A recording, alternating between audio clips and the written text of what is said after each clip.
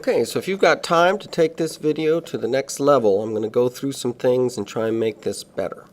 One of the things that I'll do is go ahead and add a soundtrack. That's what a lot of you would like to do. I'm going to go ahead and import my song that I found, and I'm going to just import it like any other asset and then drag it instead of the video timeline to the audio timeline. Now you can actually see the frequencies there. And you can see that my song, even though it was longer than my video, it actually fades out a little bit early.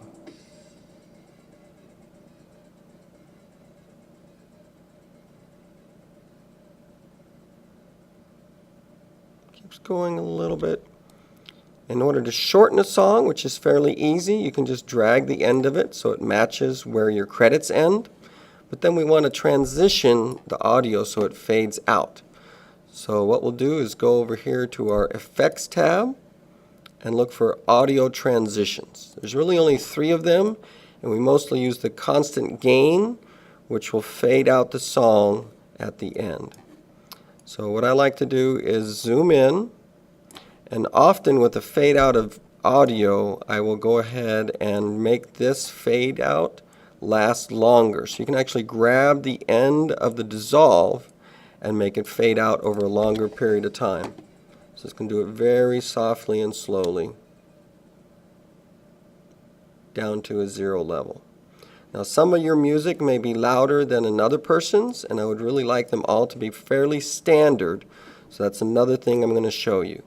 When we look at our audio meter over here, you want to have these little yellow lines ending up between the 0 and the -6, which is about halfway there. Okay, so if yours is really loud, you need to bring it down. If it's really soft, you need to bring it up. And there's one really good way to do it. There are others, but I really like the audio gain. So right-clicking and choosing audio gain will show you that the peak amplitude on this is actually fairly low. We could boost this a little bit by adding 1 decibel. And you'll see that these got a little bigger, and that yellow line is ending up a little closer to the top. So if yours is red, you're going to audio gain and you're going to bring it down by a negative number. Maybe 2, maybe 3. Everybody's going to have to find their own level. Just make sure that yours, we're actually going to boost this by an extra 1. So now it's boosted to 2. And now we're getting a little bit of red in the audio peaks, but we're not going all the way to the top. So this is about as loud as you would want any music to be for your video. Okay, so what I can do is just turn that track off for right now, so as I'm working, I'm not hearing that constantly in the background as I'm trying to teach you this. Next thing I'm going to do is give myself a little more space on my screen. So I'm going to make my preview window a little bit larger. I don't need to see the audio right now. I just have 1 video track. So this is about as low as I'll go right there. But that makes my preview window a little bit larger. You can also change these. I'm going to zoom in a little bit, and we're going to make sure that our title is nice. Let's check our pictures. This is where we really want to spend some time making this look nice. Maybe that's a little too small. Alright, so I'm going to click on my first picture and go to its effect controls. And what I want to do is I want to look at these keyframes and I want to push them into the cross dissolve. So there's now a new ending to this picture because it's going to last partway into the next one. So now it's still moving as the pictures are fading. So go to each one of these and push them towards the end. I also want you to check to make sure that at no point does it go over 100. So let's go to our next one. Notice this one says 107. When I take this keyframe and move it over, I'm actually now right on it. I'm going to make it so that the maximum size of any of my pictures is 100. I will be grading on this. Go to the next one, looks good, shrinking down to that, push it to the end. Go to the next one, push these to the beginning and the end. Use your keyframe navigation to check Notice 107. So I wasn't very careful as I was doing this. And that's happened to a lot of us. Whoops. If you move one, remember Control Z undo, push it there.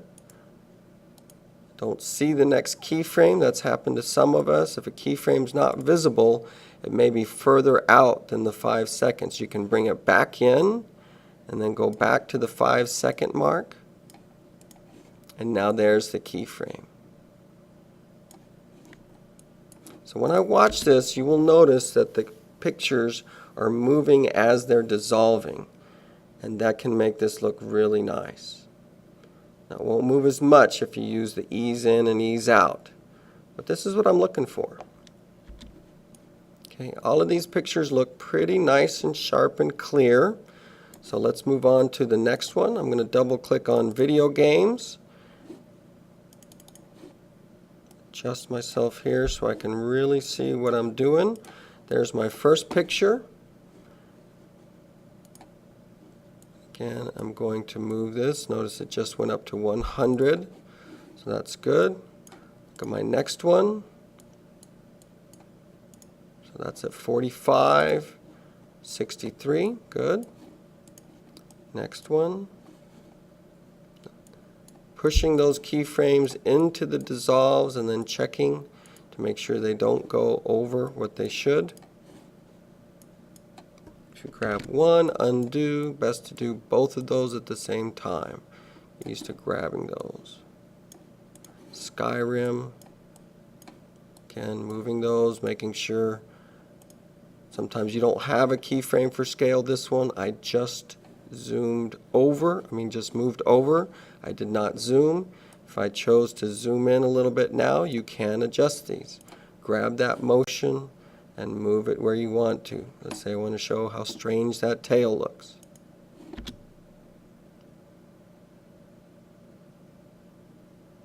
Notice the black bar, however, moved in there. Sometimes that'll start creeping in. So try and keep that out. If you need to do a fix, it is possible to set an extra keyframe in the middle where it's moved up a little bit, and now it keeps that out.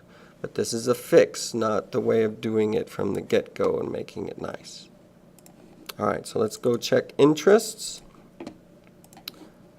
Keyframes towards the end. Make sure I don't go over 100. 117, again, make that 100 for your maximum. And make sure it still looks okay, no black bars are in there.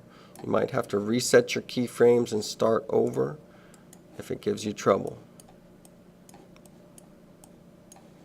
Checking 100, 45. Okay, notice he stops moving there. And so for this video, I think because we're dissolving, I just want some smooth motion for every picture.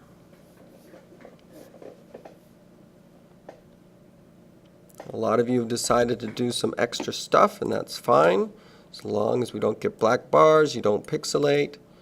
I'm looking forward to seeing what you make. Again, oh, look, that one is more than 100, so this one may pose some difficulty. I'm going to click on 100 and see if I get any black bars. I'm still zooming in enough on those scuba divers without ruining my picture quality. Here we have walking. Push those in there, going towards the end. Okay, let's do 2 more checks. You're going to need to be very methodical, make sure all of these are good if you really want, as I said, to take this video to a higher level. So this one we're zooming out quite a bit from the yellow boat. Okay, so here we have an image taken from the air, and to me it looks kind of hazy and gray, and there is a gray haze on that, and there's a way to take that out. So this would be a good time for me to show you another effect. It's here under video effects, and you can find it by typing the word levels. And an effect like this you drag and drop on the image or video that you want to change. Now the levels has a lot of numbers here that you don't really need to worry about. You can even close that up, but it has a nice little thing called a histogram, which is a bar graph of all the pixels that are in the picture. And it starts with perfect black on this end through the scales of gray, the different shades, and then to the white. And what we do is we bring the white point in a little bit and bring the black in. And then sometimes I'll take this and just wiggle it back and forth, and without looking, just find where I think it looks the nicest. Sometimes I end up right back where it started on 1.00. Sometimes I'll make it a little lighter or a little darker. When I click OK, you should see some changes happening here. In this case, we're having some buggy issues, and we can't actually see a difference when I click on those levels.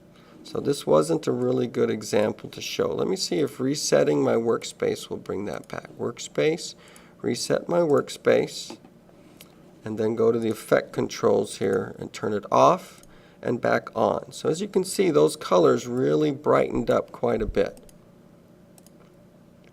So that helps your pictures look better. Now some of them like this, it looks really nice already. So the pictures that I would focus in on, let me move my keyframes. Check my 100 there. Yeah, looks good. Okay, so this one again, I see a lot of gray. And sometimes when people scan in book covers and things like that, there is a lot of gray on there. So I'm going to go back to my effects where I have levels already searched up. If you can't find something, a lot of times it's because you have a search term in there. So if you go looking for it, you might not see your stuff. In fact, let me show you right now. Here's all of my project materials, but if I put a single space, it looks like everything disappeared. But I have nothing in here that starts with a space. So that's why it doesn't show. If you clear that out, you'll see your things show back up. Okay, so let me go over here to video effects. Again, there are quite a few different effects. Maybe time to start watching Atomic Learning and learning some of those different cool ones. The levels is one that I consider essential.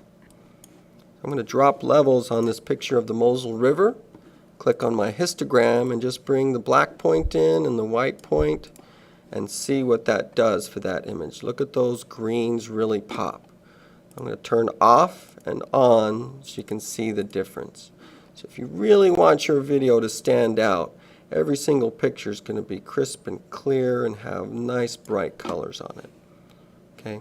Now notice I don't have my master anymore. Let me go back to my project and find my master. Open it up again and go to my final sequence called Programs and open it up. Now these images turned out to be fairly boring. I could have done a little better in selecting, but it does the trick of showing the different kinds of software that I'm interested in. Just a few. There's Premiere, which is the program I'm using. This is Photoshop. This is one I didn't really like what I chose because I'm not really seeing that that's Photoshop. I'm looking more at this image that was in Photoshop. So I would replace that if I had time. This is one called Mandelbulb. Our Digital Graphics and Animation Club is learning how to use this one. Once again, getting nice smooth motion throughout. Let me show you another one that I really like. It's called Color Change. I don't want you to go crazy with this one, but it is a lot of fun. So if I search up Color Change, there we go, Change Color. I'm going to drag Change Color onto this one and get it as an effect in my effect controls. I'm going to go up here to the beginning. Nope, I need to go into the middle to try and choose this green and make it change color. So one thing you can do is look at these. I'm going to choose with the eyedropper the color I want to change. So I'm going to kind of pick an average green in there. And then I'm going to choose the corrected layer and switch it to color correction mask. And with a default matching tolerance of 15, it's actually matching up quite a few different shades of green. If you bring that down to 0 and slowly bring it up to the right, you can choose a point where only the part around his head is being changed. So I'm going to change that back to the corrected layer, and it still looks the same until I hue transform. And you can see that color changing in the background there. Now it goes from minus 256 to positive 256 as far as the color change goes. So what I'm going to do is I'm going to go to the beginning and keyframe at -256, go to the end and go to +256, and it should now go through every different color that it can be on there, including the original green. So we get a rainbow kind of effect showing, hey, we can change the background of people in Adobe Premiere. Again, that's color change. It's fun, but don't overdo it. Okay, so let me go back to my master, and I could go through here and look at all of this. I think that picture would also benefit from the levels. Let me go back and tweak it. Now that I've found another spot, go back and search levels and add it in. And let's take a look. The bar graph does not always really indicate what's on there very well. So I just bring them both in and then see if I like what I see. Okay, let me brighten it up a little bit. Now, before, after. So you might lose a little bit of detail, but it sure can make the gray go away.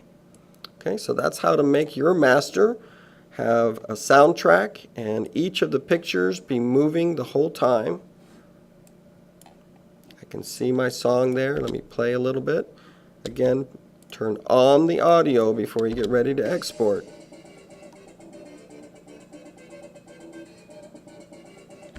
Check your ending to make sure it fades out nicely as the credits roll.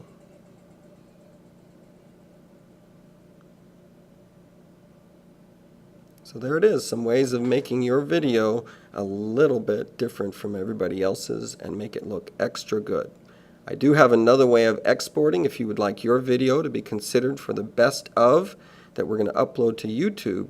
I suggest that you watch the how to re-export your master.